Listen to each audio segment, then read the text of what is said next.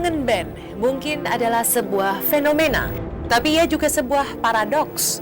Terdengar paradoksal oleh kangen band menyeruak di tengah selera musik masyarakat Indonesia yang cenderung makin mengarah pada jenis-jenis yang dipenuhi sentuhan barat. Kangen band justru berputar ke arah lama, menggali kekhasan irama dan lirik Melayu dan membalutnya dengan sentuhan pop modern. Siapa sangka, disinilah semua bermula. Band yang terdiri dari Izzy, Dodi, Tama, Andika, Bebe, dan Iim itu mengukir prestasi tersendiri di tengah haru biru sukses yang masih menjadi milik band-band seperti Peter Pan, Raja, Samson, Niji, hingga Kerispatih. Secara konsep, Kangen Band mencoba meramu pengaruh musik Melayu, Mandarin, dan pop modern sekaligus. Tetapi tampaknya kemelayuan itulah yang mengantarkan anak-anak Lampung itu ke panggung-panggung yang dipenuhi puluhan ribu penonton. Sempat diragukan, direndahkan, fenomena Kangen Band ternyata seperti menegaskan betapa penikmat musik Indonesia memang tidak pernah bisa sepenuhnya berlari dari kerinduan pada akar Melayu. Tetapi benarkah itu yang membuat Kangen Band terus menanjak? Jikapun iya, alasan lainnya boleh jadi adalah ekspos tentang perjuangan mereka yang membuat miris. Untuk bisa merekam musik dan suara mereka, para personel band rela bekerja serabutan dan menjadi kuli kasar. Seperti apakah perjalanan dramatis itu? Benarkah bangunan musik Kangen Band tidak sekuat keberuntungan mereka menyentuh hati dan selera penggemar musik pop?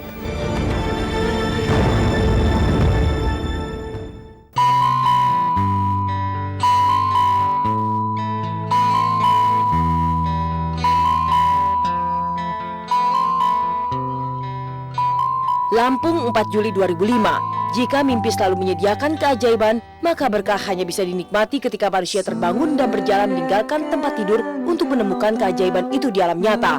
Hari itu, Dodi Hardianto, remaja ceking yang kesemsem musik-musik Melayu dan Mandarin, mengolah kemampuannya bersama M. Bari Alfarizi alias Izzy, Nofri Azwar atau Bebe, Rustam Wijaya alias Tama, Mahesa Andika Setiawan, Halim Kurniawan, dan seorang backing vokal bernama Erna Trisuryano. Dan hari itu pula lahirlah Kangen Band, sebuah grup yang coba memandang rimba musik dengan perasaan yang tidak cukup yakin pada mulanya. Awalnya sih kangen ya, emang kebetulan Andika sama si Bebe emang teman satu kampung gitu ya, berdekatan rumahnya. Dan si Tama kebetulan emang dari dulu emang teman susah gitu, teman dari jualan, teman dari ngamen gitu kan. Dan si Izzy kebetulan memang pokoknya tetanggaan gitulah, deket-deketan gitulah. Terus si Iim juga temen adik sepupu gitu kan. Dan akhirnya aku kumpulin anak-anak gitu. Akhirnya nih aku punya banyak materi lagu gitu, gimana kalau kita coba untuk ngerjainnya gitu. Akhirnya pas aku kerjain itu pada tanggal 4 Juli 2005. Dan kita akhirnya track ya. Dan disitu aku cetusin nama Kangen Band. Kenapa namanya Kangen Band? Ya satu, menurut aku simple gitu kan, terus mudah diingat dan selalu dipakai orang sepanjang zaman gitu kan. Dan kedua emang kita juga selalu kangen-kangenan gitu. Dimana kalau emang siapa misalnya si Izzy pergi gitu sekolah gitu kan, emang berasa banget gitu, walaupun itu cuma setengah gitu ya. Tapi kayaknya udah 3-2 hari gitu kan, apalagi sampai dia nggak main ke rumah gitu. Kayaknya kangen banget gitu. Emang rasa apa ya? Udah kental bener itu. Bukan band, saudara, udah kayak saudara. Hatiku semakin Yang kemudian menarik dari perjuangan anak-anak muda ini tentu bukan soal bermusik di teras rumah dan bereksperimen dengan beragam jenis aliran. Perjuangan itu menjadi istimewa karena mereka yakin bahwa karya mereka bisa dipertaruhkan. Keyakinan inilah yang mendorong Dodi dan kawan-kawan berusaha membuat rekaman secara amatir dengan modal yang diperoleh lewat jalan susah payah. Waktu pertama kali kita buat demo track, itu Tama jual gitarnya, dagang sendal, terus ngamen juga gitu kan. Dulu pernah gitu ya, satu hari dagang sendal nggak laku gitu kan, satu hari nggak laku. Terus aku waktu itu pas aku ngikut dia juga kan kebetulan gitu kan, tapi dia dapat uang itu kan kurang untuk demo track gitu kan, ada kekurangan gitu. Akhirnya aku kerja bangunan gitu kan. Dia dagang es dawet, dorong itu lama sih ya lo dagang es dawet itu. Akhirnya dia walaupun waktu masih jadi vokal gitu, dia tetap aja dagang gitu kan, karena kita nggak pernah berpikir tuh sejauh ini gitu. Sementara si Bebek sendiri kalau pagi nganterin tremos nasi uduknya ibunya, Di sejumlah kota, lagu-lagu Kangen Band dibesarkan oleh para pembajak. Jauh sebelum sebuah manajemen membawa mereka ke Jakarta dan kesempatan rekaman diperoleh, karya Dodi dan kawan-kawan sudah masuk ke pasar lewat CD dan VCD bajakan. Maka ketika album pertama dirilis, penggemar mereka sebenarnya sudah menunggu wujud jelas personel band ini yang sebelumnya hanya terdengar musik dan suaranya. Lihatlah betapa aksi panggung Kangen Band setelah menuai popularitas pasca hijrah ke Jakarta, kini penuh histeria penonton seperti berikut.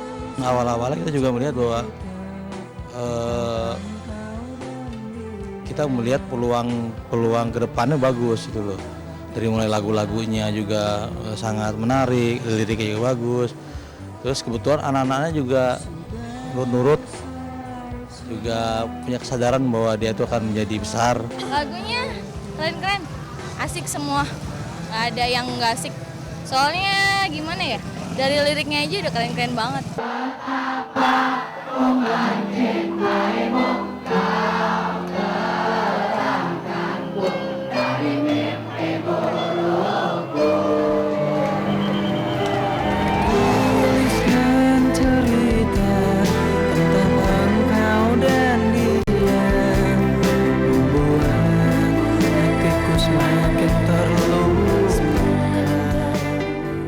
Tetapi sambutan terhadap Kangen Band hingga hari ini tidaklah semanis yang pernah dinikmati band-band fenomenal terdahulu. Musik mereka sempat diragukan di samping gaya dan penampilan yang dinilai kurang komersil. Lantas, apakah yang bisa menjelaskan sukses Kangen Band?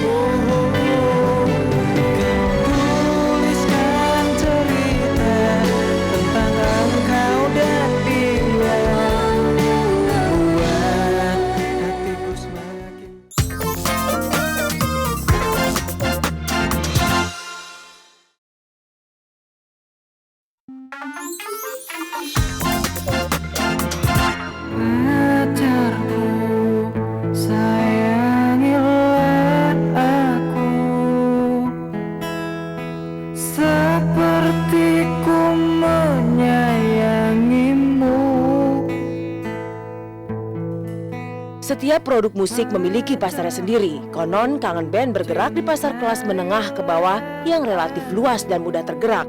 Asumsi ini masuk akal jika merunut pada konsep musik yang coba diramu Dodi, pemetik gitar, pencipta lagu dan vokalis kedua di band ini. Membolak-balik tema cinta, Dodi sedikit berpaling dari tren dengan memadukan unsur Melayu dan sentuhan Mandarin pada musik popnya. Aku campur-campur ya, karena aku suka beberapa lagu gitu. Aku suka Mandarin, aku suka Melayu, aku suka pop gitu. Akhirnya aku coba kolaborasi gitu. Aku kolaborasi dengan musik-musik lain menjadi Kangen Band gitu. Jadi mempunyai karakter sendiri aja menurut aku.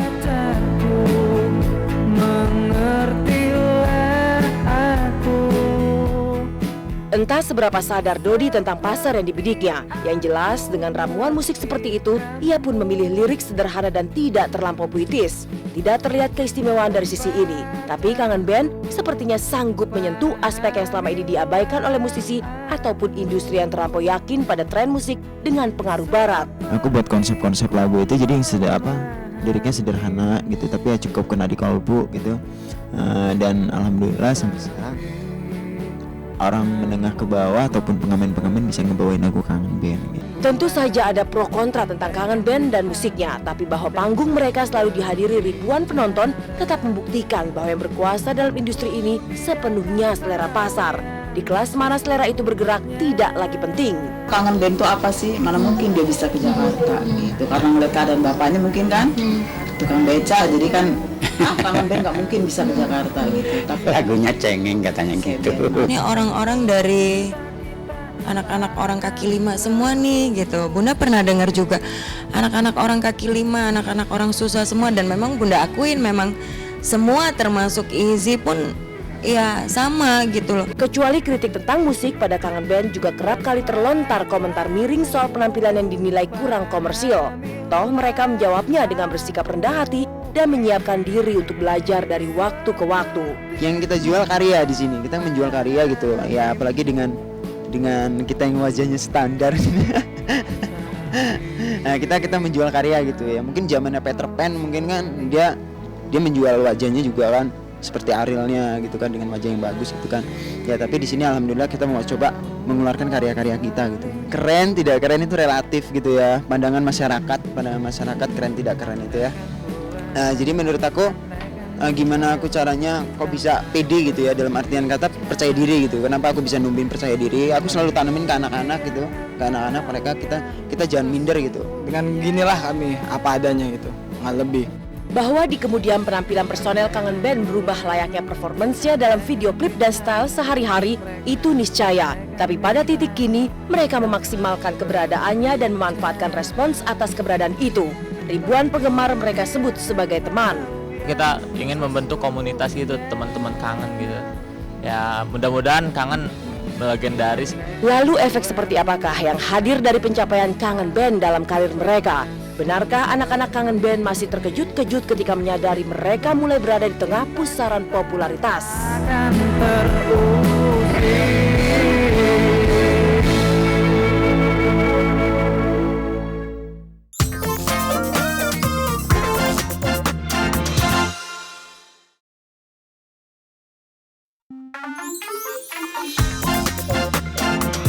Malam telah berganti, kulihat sempurna bentuk bulan bintang.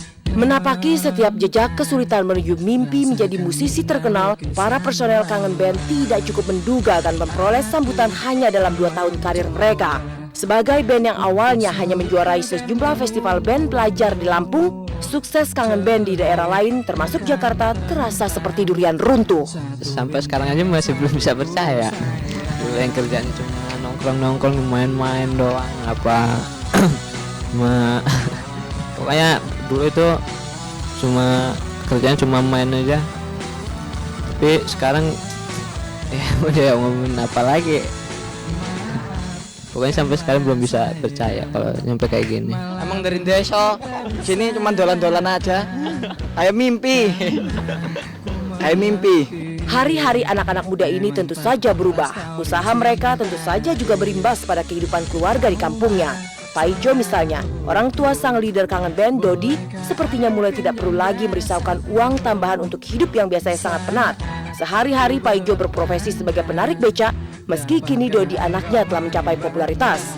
Waktu pertama kali ngeliat televisi, aku maupun tetangga aja sempat nangis karena terharu. Waktu lebaran pertama kali itu kan dapat kontrakan karena kursinya rusak, terus beli kursi. Terus yang tempo hari abangnya pengen motor ya beli motor. Terus yang terakhir kemarin ya TV itu kan agak rusak, udah gambarnya udah jelek, 27 in. Sekarang dia udah beli yang 29 in gitu. Kesederhanaan memang merupakan wajah asli keluarga para personel Kangen Band.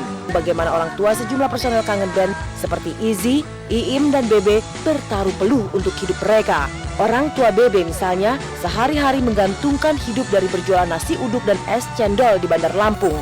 Seperti apakah kenyataan mereka dan bagaimana reaksi para orang tua ini atas sukses anak-anak mereka kini? Terharu lah, karena kita orang istilahnya golongan menengah ke bawah. Golongan bisa kayak gini kan, golongan bawah nggak menengah. Terharu banget lah. Itu benar-benar ada mukjizat dari Allah, benar-benar. Nggak nyangka kan sampai bisa meledak begitu. Yang kemarin hanya dikenal di Bandar Lampung kan sekarang udah mungkin nasional ya. Kerjanya ini loh, Pegang es. Hah? Ya, saya ini pedagang uduk. Bangga anak lah, bangga orang tua. Itu aja. Sekarang ini Mbak, saya itu ya anak-anak bisa eksis, bisa masuk TV aja kayaknya kalau ibarat orang sudah bangganya tuh sudah luar biasa sekali Mbak. Jadi jangan cerita nominal cinta uang sekarang ini. Begitulah industri, begitulah musik, dan begitulah pasar. Ia bisa mendaulat sebuah band yang berasal dari kampung menjadi calon jutawan-jutawan baru. Sukses Dodi, Andika, Izzy, Tama, Iim, dan Bebe mungkin saja redup suatu saat. Tapi mereka sudah belajar bahwa bahkan dari keterbatasan tidak ada yang tidak mungkin untuk diwujudkan. Walaupun kita terkenal dengan orang bawah gitu ya, publik mungkin sudah tahu gitu kita emang dari kampung gitu ya. Tapi jangan pernah minder deh untuk orang-orang kampung yang seperti kita gitu.